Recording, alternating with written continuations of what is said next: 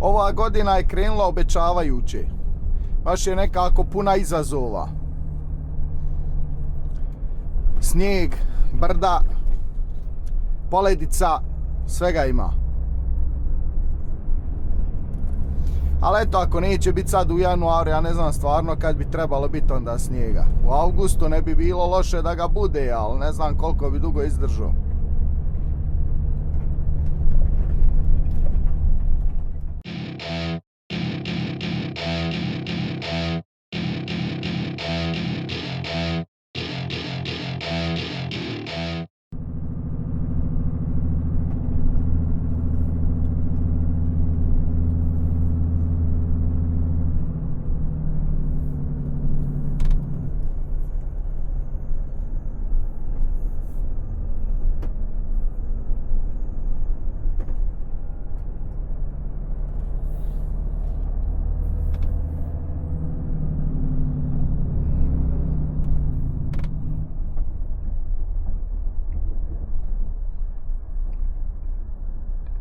Meni je lakši izbor da ovdje je pravac, imam gdje da stanem, Freja.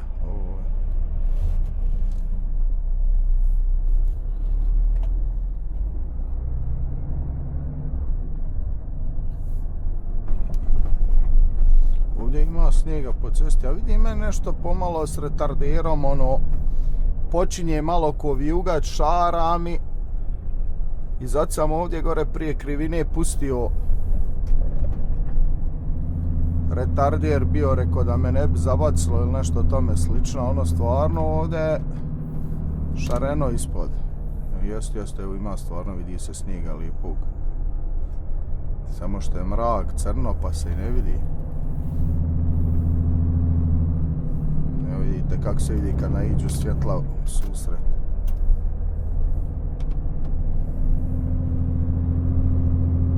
Sreća pa sam natovaren i odmah je mnogo drugačiji.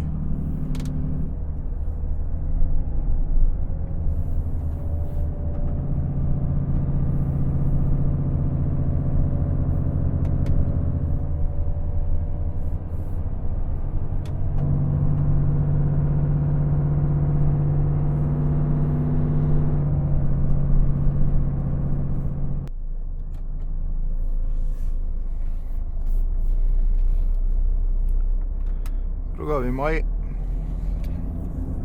hajmo šta radit, nema odnoći ništa, propali smo.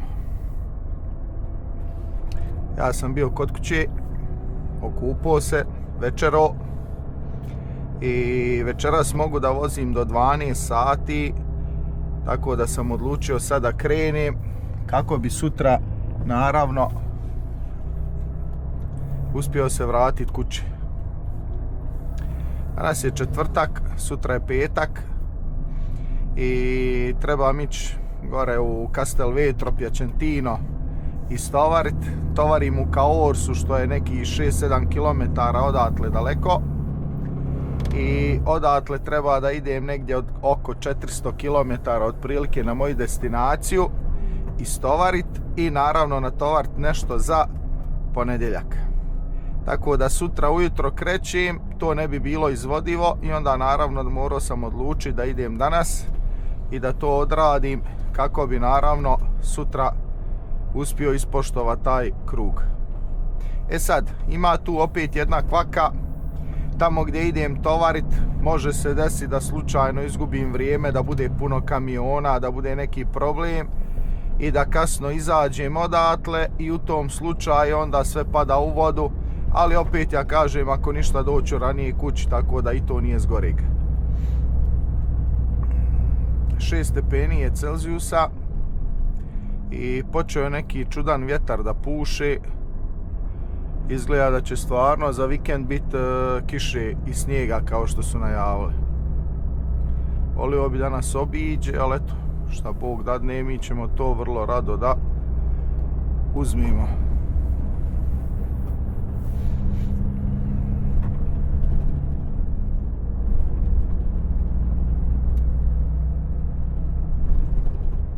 Popio sam kaficu, napravio sam sebi čaj i doneo ga ovdje u termos, i samo što još uvijek vrlo ne može se ni termos sadržati, a kamoli čaj da se pije.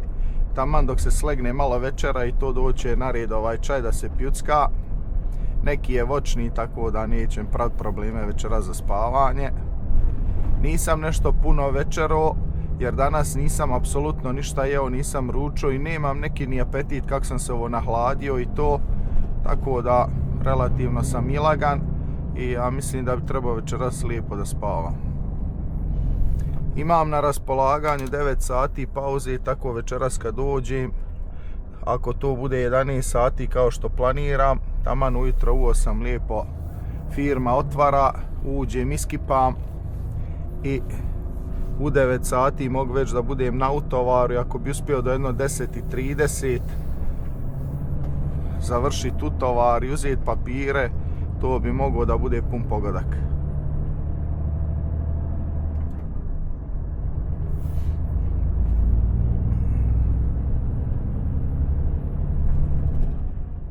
Ja sam drugove uspio doći do moje destinacije. Trebao bi stovarati u firmi, ovo je ovamo iza. Evo ovdje sam stao da prespavam. Vidim ovdje po lišću da je ova firma zatvorena, da ne radi ili eventualno da se odavde ne ulazi, tako da ovdje ne smeta. Tamo ima neka izgleda firma autotransportna, vidim da ima prikolica, tako da ne bi trebalo biti problema da smeta nikom. Bome su ok na prikolci, a ja navodno istovaram u ovoj tamo firmi s ovim svjetlima. I koliko sam uspio skontati, tu se ulazi, tu je vaga i onaj gore uzima one kampione, ako se ne varam. Sad, mislio sam otići ovdje dole parkirati jer tu sam se dole i okrenuo, ali sam se poslije predomislio, kontam da je vjerovatno bolje ostati ovdje. Jeste, ovdje je vaga, samo ja ne znam da li je to ta firma. Evo ovdje piše do duše nešto. Kariko, utovar, istovar od 7:30. Super. Agrimix jest, to je ta firma. Odlično. Ja sam prvobitno mislio da stanemo ovdje, ali kontam možda će nekom smetat i odlučio sam na kraju da ostanem tamo. Iako je bilo mjesta, mogao sam čak i tamo se lijepo zavući, parkirati do ujutru ući lijepo ovamo istovart. Možda mi to ne bilo loše, jer i odozgo se ne bi vidjelo ni da ima iko ni ništa. Mogu ja ovdje doći bez problema, parkirati.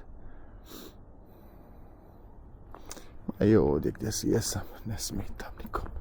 Šta folicam, tam bi mi, ja mislim, bilo bolje. Ode ja se ovdje parkirat koga šiša. Nekad i mi vozači jednostavno ne znamo gdje nam je ljepše i gdje nam je bolje se parkirat. Iako je ovdje sve osvijetljeno i to, imam osjećaj da je dole malo sakrivenije, pa možda bude bolje.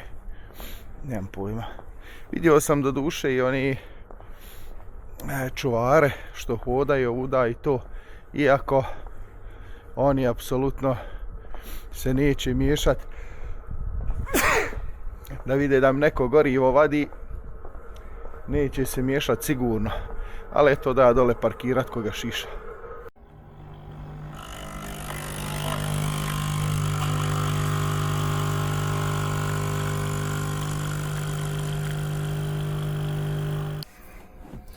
Jo, gledaj me kakav sam, ko da je me poplava izbacila. Sinoć sam došao, bilo je 11 i nešto, parkirao ovdje na kraju i lego spavat. Navio sat u 7 sati, pošto sam vidio tamo od 7:30 navodno istovaraju. Jutro su 6 sati, se probudim, čujem neka vozila. I izađem vani, vidim ovdje parking auta pun, 3 kamiona. Ništa ja to čuo nisam da je došlo. I haj. Kad kontam, ajde reko, došli ljudi juri. Počelo upanje, bum bum, pali se kamioni, 1, 2 odoše, jedan je evo ostao, 2 su otišla već tam da istovaraju. Ne mogu ja dok kafu ne popijem i dok se ne odjutri, ne ide nikak. Pa ćemo otići stovar, imamo ovdje ovo kolača.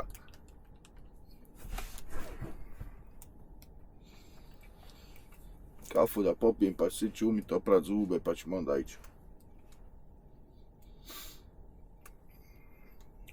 Ali rade od 6 sati ovi.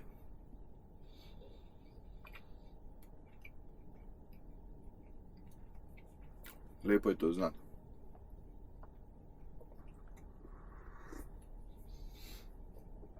Sad ne znam da li će mi stovar, da li neće tu, ne znam, ali tako se ovi još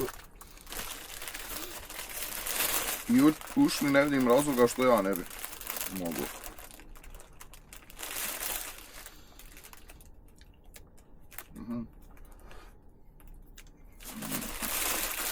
Je dobar.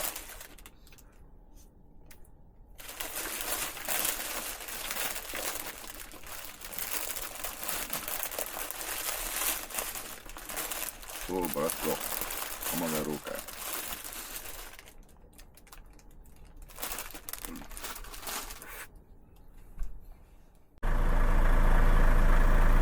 Palio sam kamion, otkrio sam, a i sad jednu kontrolu ovako da napravimo. Vidimo da je sve u redu. Kablovi su tu, gume mi se čini ok, rasvjeta radi, kuke su ovdje sve pokačane na svom mjestu lijepo. Guma jedna, druga, treća je ok i ovdje mi je sve ok. Nazad rasvjeta radi, sve dobro. Rezervna guma tu, ova svjetla radi, gume su ok, svjetlo radi, kuke zakačene, mada treba mi stovarac, sad manje više i bitno, ali eto. Ovaj kašalj me ovaj ubi. Super. Čep od rezervara tu, sjedlo zakačeno. Tam se čini ok.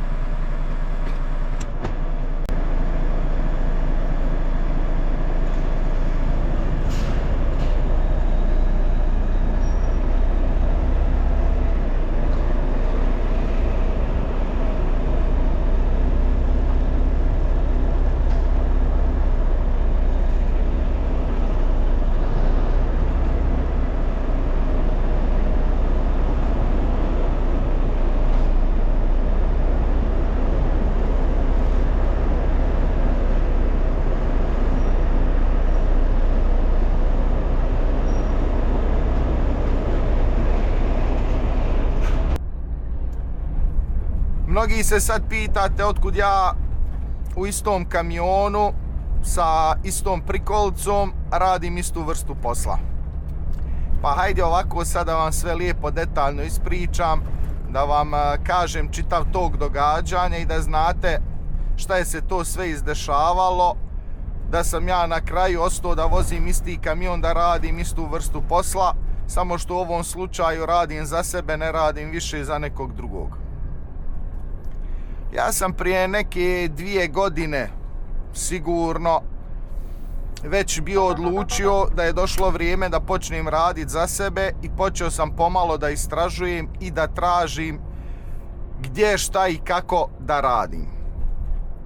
Čak što više u jednom od mojih prethodnih videa, a ovdje ću vam staviti koji je to video da možete otići pogledat, sam bio nešto naglasio, provukao sam kroz tanke crte, iako je to bilo tad još uvijek teško to povezati sve. Nemoj žmigavca da bi dao. Jel mrzim kad samo svrnu, smotaju, a ne daju žmigavac da kažu gdje će ići. Pogotovo kad vidi da neko se treba uključiti. I u tom videu sam nešto malo ovako naglasio, mada kao što rekao, ja još uvijek nisam znao na čemu sam, šta sam i kako sam, a kamoli vi da mognete to sve povezati i safatat, ali tad sam se već bio dao, u lagano istraživanje, ispitivanje, preispitivanje i tako dalje. Moj bivši kolega je napustio bio tadašnju firmu gdje sam vozio onu Ceradu i to da je sad ne imenujem, i on je otišao da radi u jednu kooperaciju i počeo je meni malo da priča kako šta funkcionira, počeo mi da malo dočarava svu tu situaciju i da me lagano ajmo reći uvodi u to s nadom da ja sutra dođem i da počnem raditi zajedno s njim. Sad ta kooperacija je imala neku politiku koja se meni nije sviđala. Ja sam otišao kod njih i na razgovor, išao sam pričao i sve, i bilo je tih nekih detalja koji se meni nisu sviđali. Kao što je bilo na kraju krajeva, ti mjesečno dobijaš platu i onda na kraju godine sva zarada koja ostane oni tebi je uplate u jednom jedinom iznosu, a ovamo mjesečno, na primjer, za tebe plaćaju registraciju, plaćaju popravke, održavanje, svašta nešto, tako da i ti pod navodne znake u jednu stranu si pokriven, možeš raditi, nemaš rizika, s druge opet ovamo strane imaš ti uviđaj u tvoj posao, koliko si zaradio, koji si ti rashod i sve to dalje, samo je to što nemaš para, radiš čitavu godinu kao vozač za platu i sve to, i onda na kraju godine, ako si naravno u plusu, dobiješ taj ček jedan od 10, 20, 30, 50, 100 hiljada, nebitno sad koja je cifra, uglavnom na kraju oni tebi godine isplate i onda opet od januara se počinje ići sa nule, ide se iz početka. I meni se to nikako nije sviđalo, ja sam na kraju odustao od te kooperacije, rekao sam pustio kraj, nije to za mene i to je to. Poslije sam istraživao, malo pokušavao doći do nekih firmi kako bi dobio čitav posao da uzmem kamion i da radim isključivo za njih, i tu nisam nigdje ništa uspio napraviti zato što svi niko ti ne da garanciju, niko neće s tobom odmah ugovor da potpiše na godinu, 2, 3, da ti imaš neku siguricu, laganicu, i pogotovo kad se počne pričati o tom nekom sigurnom poslu, da ti oni garantuju, iako ti ne budeš radio, da će on tebi platiti taj otprilike mjesec dana kao da si radio. I onda vidio sam da je to isto tako bilo nemoguće. Nije mi se ulazilo sad u to da ja idem uzimat posao online, da idem radit preko tih nekih agencija i sve to, jer jednostavno nisam imao neku garanciju, nisam imao sigurnost i nije mi se rizikovalo, da vam budem iskren. Tako da po tom pitanju isto tako ništa nisam radio. Onda ova kooperacija za koju sad trenutno radim, za njih sam čuo, išao sam kod njih pričati i sve to, s tim da je kod njih politika bila nešto malo drugačija, ali mnogo pozitivnija i mnogo bolja, bar po onom što sam ja uspio da vidim. Isto tako bio je uslov da se tu počne radit, da radiš, da oni tebe vide kao vozača, kakav si, da li si vrijedan, da li si pošten, da li si precizan i svašta nešto, jer oni ne primaju svana tek tako bilo ko da dođe, hajde uđi, bujrum i to. Ne. Znači oni hoće da vide s kim će da imaju posla, jer ne žele probleme, ne žele da gube klijente zbog nekih vrućih glava i tako dalje. I ja sam tu došao, bio je taj, hajmo reći, neki, kako da vam kažem, neka obaveza da se odradi jedno određeno vrijeme kao vozač, da oni tebe posmatraju. Ja sam odradio nešto malo manje od godinu dana kao vozač za jednog od ovih kooperanata i odlučio sam da je to ok za mene, svidio mi se posao, svidjela mi se atmosfera samih ljudi koji svi ovdje rade, svidjela mi se njihova politika rada i tako dalje. I onda sam ja odlučio da je to mjesto gdje bi ja volio započeti raditi, volio bi pustiti svoje korijenje i tako to. I naravno onda sam njima otišao gore, rekao ja želim raditi s vama, kako sad da ja uđem, kako da počnem.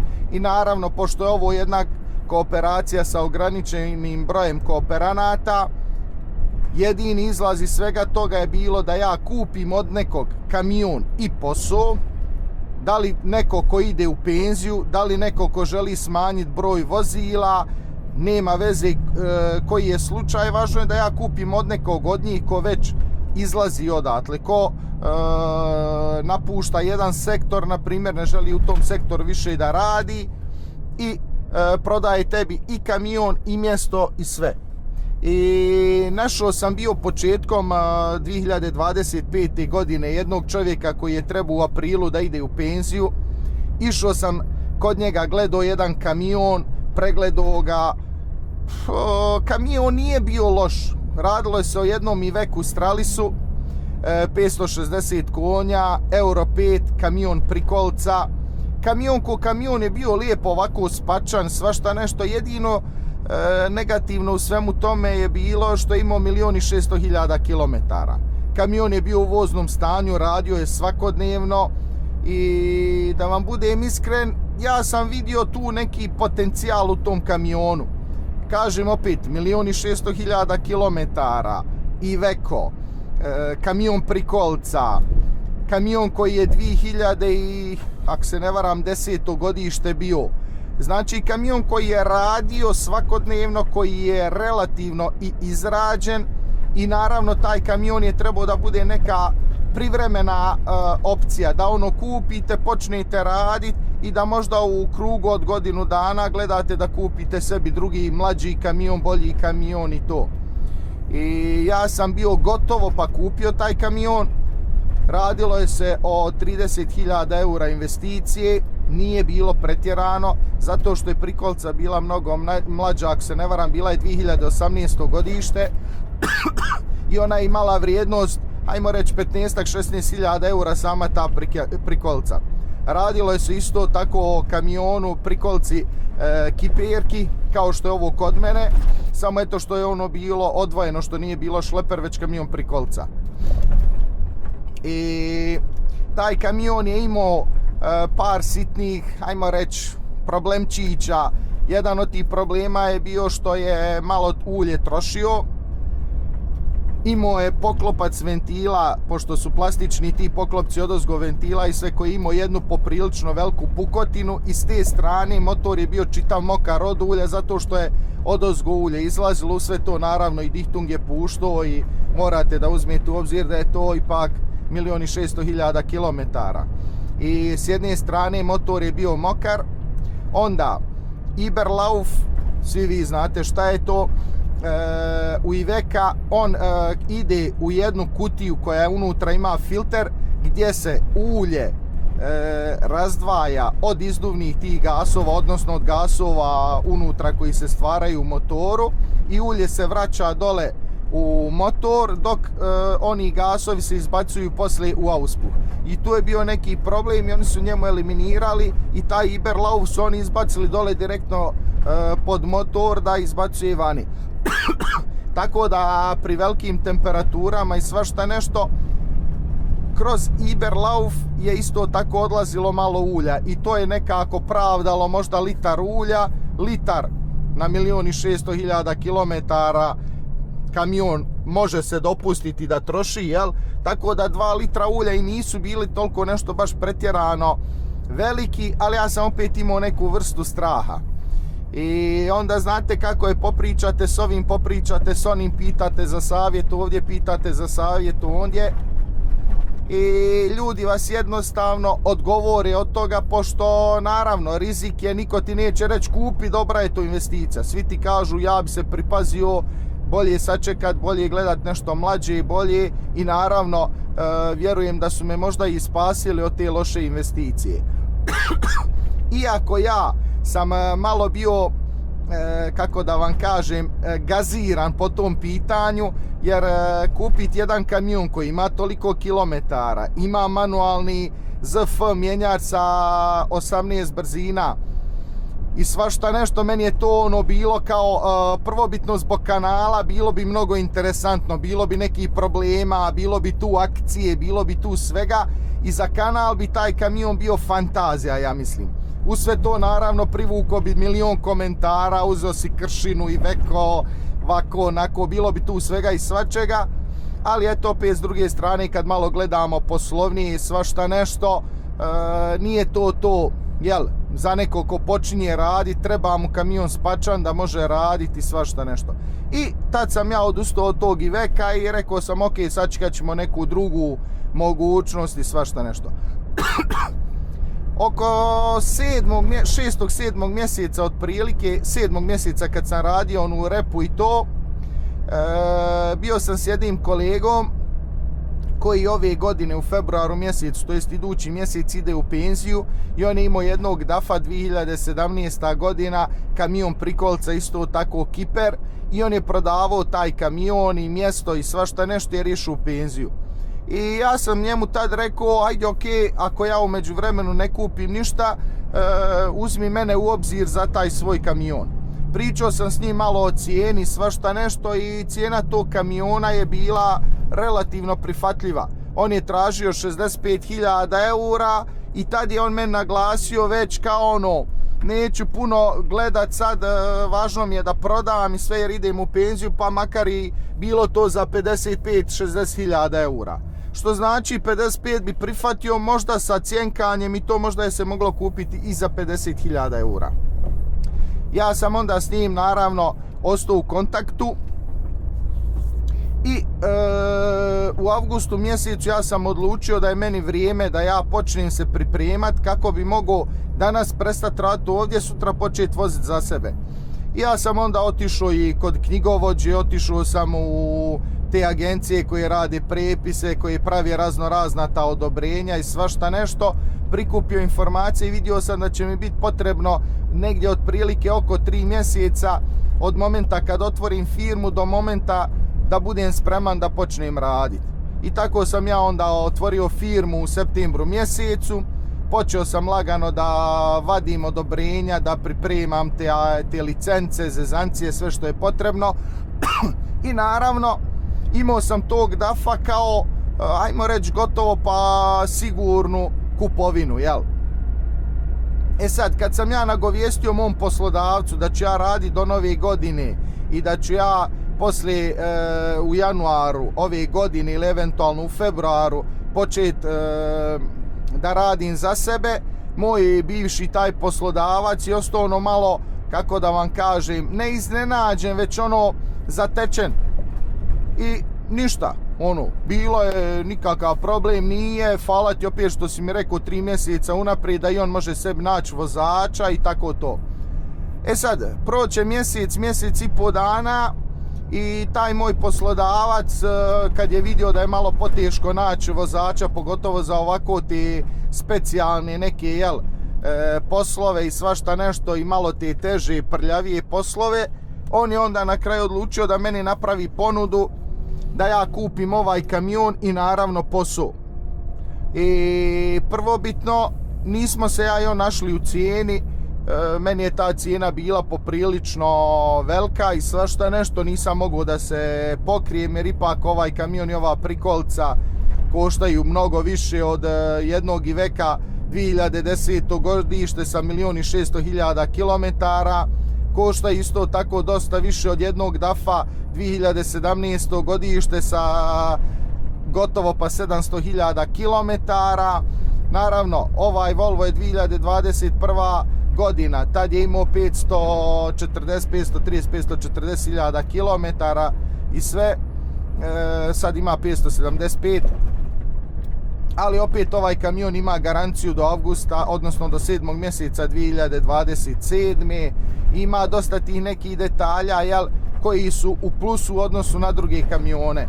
U sve to šleperi dosta više koštaju, polovni, zato što su oni, kako da vam kažem, versatili, jel, što se kaže ovdje, to jest prilagodljivi. Možete zakačiti ovu prikolcu, možete zakačiti drugu, možete treću, tako da možete raditi više poslova sa jednim samim vozilom. I ja sam njemu tad napravio jednu kontra ponudu, koju naravno on nije prihvatio, što je bilo i za očekivati, ali ipak ja sam bacio, što se kaže, ono. I malo uz cjenkanje ovo ono, ja i on smo se uspjeli na kraju dogovoriti i odlučio sam ja onda da kupim od njega ovaj kamion. Ostao sam radi do nove godine zato što sam trebao da pripremim svu papirologiju kako bi ja bio operativan. I još nije se odledilo, -1 ovdje malo otopljava, ali opet se nije odledilo. I tako je se i završilo. Na kraju ja sam prihvatio tu njegovu ponudu zato što ovaj kamion već znam šta je, radio sam s njim pola godine, znam kakva je situacija, ima sve to nešto što meni otprilike treba, to jest ima retarder, relativno je mlad, dobre gume, dobre kočnice, ima garanciju, ima dosta tih nekih sigurnosnih faktora koji će meni na početku pomoći da bi ja mogao, jel, što se kaže, uspjeti u mom radu. E sad, naravno, garancije vi nikad nemate ni u čemu što se tiče ovako, evo gledajući malo svjetsku situaciju, ona žučo, ona budaletina tamo šta radi i to, i svašta nešto sutra može zapucat, može biti 3. svjetski rat i da sve ovo ode u vraga. Ali eto, ja sam se bacio, napravio sam jednu investiciju, napravio sam odluku, imam siguran posao, imam sigurnu naplatu, posla ima, Bogu hvala. Sad samo, dragi Bog, da dadne, jel, zdravlja i ovo ostalo ćemo sve onda da riješimo. Ono što mi je se svidjelo ovdje jeste to da ti ako imaš volju za poslom, posla ti ne fali. Onda isto tako posao je baziran u krugu od nekih, ajmo reći, manje više 300-350 km. Ima pokoja tura koja je malo i dalja do nekih 450-500 km, ali to je, što se kaže, jednom u 2 u 3 mjeseca ta malo dalja tura. I isto tako ovaj posao mi dopušta da imam sve vikende slobodne. Ljeti naravno kad počnu sezone, žetve i to, onda se može raditi subotom, ali ako ćemo uzeti u obzir da vi radite, odnosno da možete voziti 2 subote u mjesecu, to jest 2 puta po 6 dana, onda na kraju ću raditi jednu subotu, jednu neću, i to ako budem naravno želio ja, ako bude neko želio neku ekstra zaradu i to, zašto da ne. Nisam svaku noć u kamionu, jednom do maksimalno 2 puta u sedmici se spava u kamionu, ono svaku noć sam kući. Naravno, morate malo potegnuti ujutru, nekad malo ustati ranije, navečer nekad malo i okasniti, svašta nešto, ako želite da dolazite kući. Posao sam vidio, znam, nije mi se ništa promijenilo, nisam otišao u nešto što ne znam, gdje ću imati 1000 strahova i to, tako da ja mislim da sam napravio pametan potez, da sam napravio finu investiciju i nadam se da će to donijeti dobre rezultate. E sad, što se tiče ovog kamiona i ove prikolice, ja sam uzeo takvo kakvo je, bez da mi ko išta mora raditi, dopopravljati to, zato što sam malo na cijeni spuštao i svašta nešto. Na ovoj prikolici trebao raditi nekoliko radova sitnih, nekih malo možda i zahtjevnijih, ali to ćemo uraditi s vremenom kad bude jedno po jedno dolazilo na red, tako ćemo mijenjati, ali znam već ajmo reći od danas pa do kraja godine da ću morat uložiti nekih možda 4-5 hiljada eura kako bi to sve dotjerao da bude ko pišća. Ali to ćemo dotjerati, srećemo, sve će to biti kako treba ako Bog da.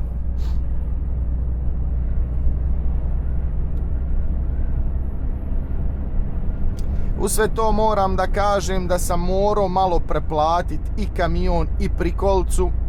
Sigurno nekih 10.000 eura sam platio više nego što stoji na tržištu, jer problem je taj što vi uzimate i posao i mjesto, tako da morate nešto malo više platiti kako bi dobili čitav taj paket. Ali prednost je ta, zato ja sad nemam nikakvog stresa, ne razmišljam o pronalasku posla, o turama i sve, zato što sam kupio čitav taj paket. I imaju ljudi koji me organizuju, koji se trude da ja radim konstantno, koji gledaju moj prosjek, kako vide da sam negdje imao nekih problema, da sam malo počeo zaostajat, oni odmah automatski daju vam neke malo bolje ture kako bi vi odmah sustigli ove ostale. I sreća je što je ovdje, na primjer, jednakost zakon, to jest da svi kooperanti moraju isto zarađivati, da svi kooperanti moraju isto raditi i da nema onih ovaj meni draži, njemu ću dati više posla, ona je podmitio, njemu ne. Ovdje svi imaju ista prava, svi isto radimo i to je to. Tako da to je to što se tiče čitave ove priče i drago mi je što sam mogao ovako u jednom kratkom, možda malo i dužem videu to sve da objasnim, da kažem da znate da ste u toku i naravno da ne moram se više ponavljati.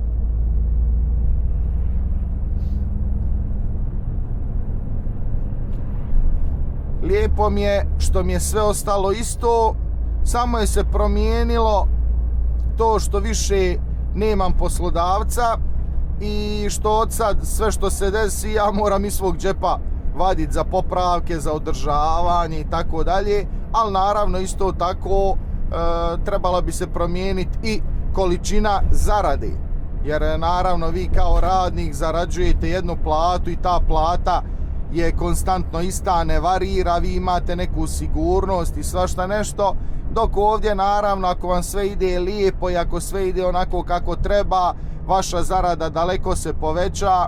Nekad kad imate neke probleme, naravno bit će da će spast, da možda i neće ni biti nikako i svašta nešto, ali sve je to dio igre.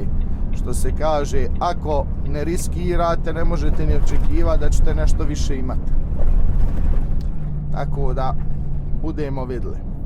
Ja sad imam nekih 2,5 sata vožnje, možda malo manje, nešto od 3 sata do moje destinacije i sad ću to izvest, pošto dolazim evo i na autoput, a mi ćemo se naravno vidjeti malo kasnije u nastavku videa.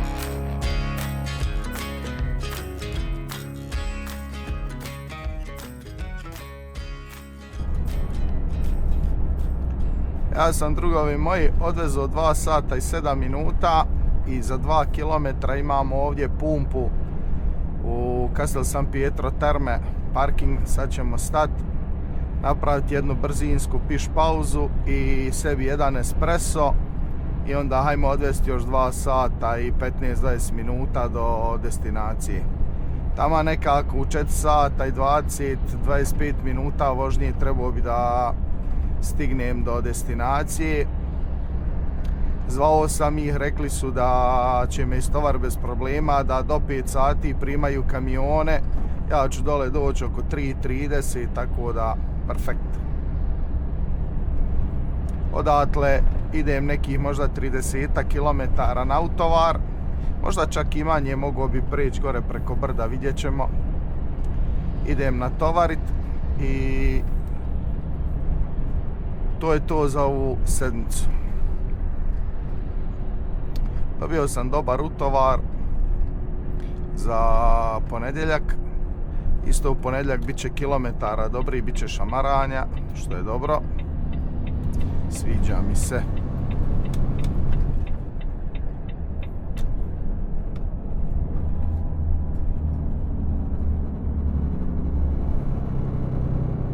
Šta je malo zagužvalo na ulazu.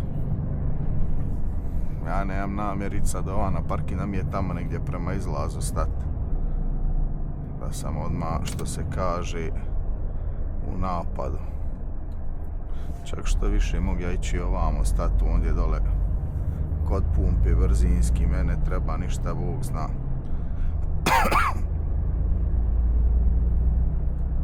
Trebam jedna brzinska stanca i arrivederci. Ništa previše.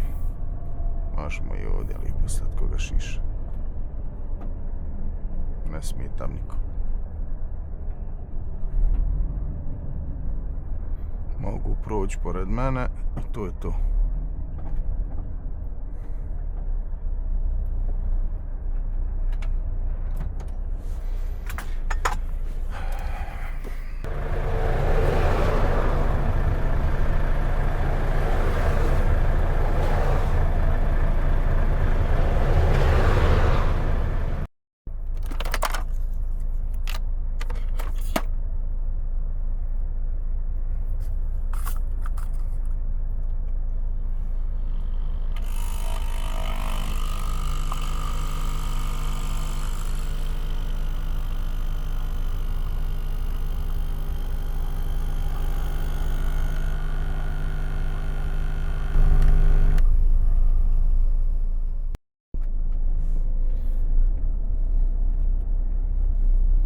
Šest minuta stajanja.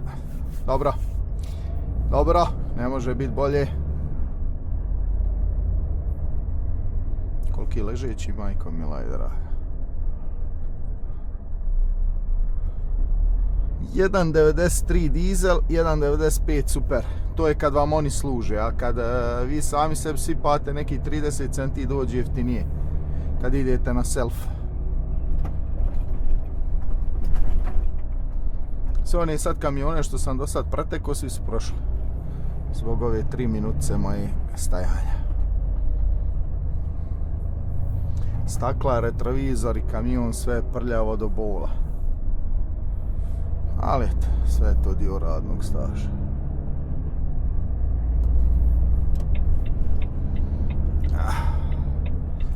Espresso.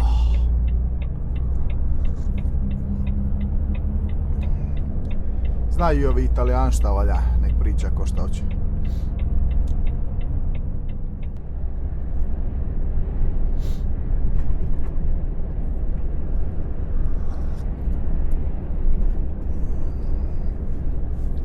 Vidite sad, kad idete ono kilometar, dva brže nego na primjer ostali, koliko vam to znači kad idete na neku ovako dostavu gdje ste u knap sa jednim intervalom vožnje. Moj kamion sad ide negdje oko 89, iako piše 90, ide 89, zato što su me oni u Volvu zeznuli kad su mi mijenjali pinjon i baždirali tahograf, baždirali su ga fabrički i onda ide malo sporije nego što bi trebao u realnosti da ide. ja idući put kad budem trebao mijenjati gume, prije nego što stavim nove gume, otiću, baždarit ću tahograf, tražit ću od njih da mi stave da ide nešto poput 92, a da piše 90, i onda kad stavim nove gume onda će ići 95. Tako da ću to uradit i onda ima da idem ko hitna.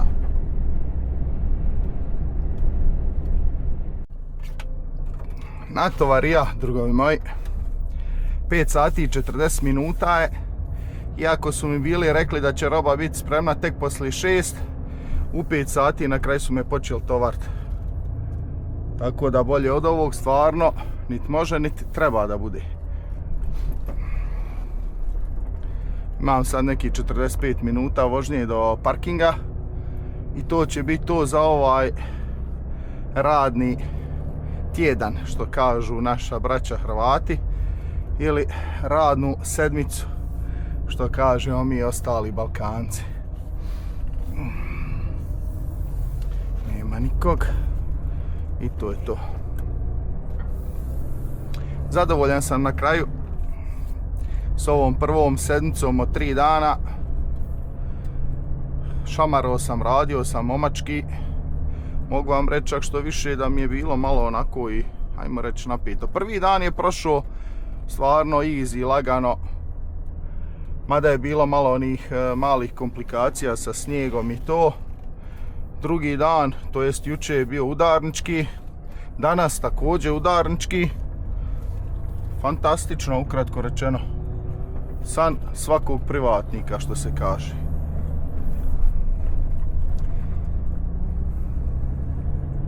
Malo kiša počeo da pada ovdje dok smo završavali utovar, iako je utovar bio unutra. Kad sam došao na vagu bio sam 43 tone i 800 kila. Trebalo je malo na mir, tako da sam se s vage pomakao ispred hale i on je mene donatovario tu. Tako da sam na kraju 46 tona i 180 kila, što je fantastično jer 46 tona i 200 mogu da bude maksimalno. Naravno, trebam natočiti gorivo AD Blue, s tim da ću nešto malo goriva potrošiti dok dođem do parkinga. Ja mislim da će to da bude to.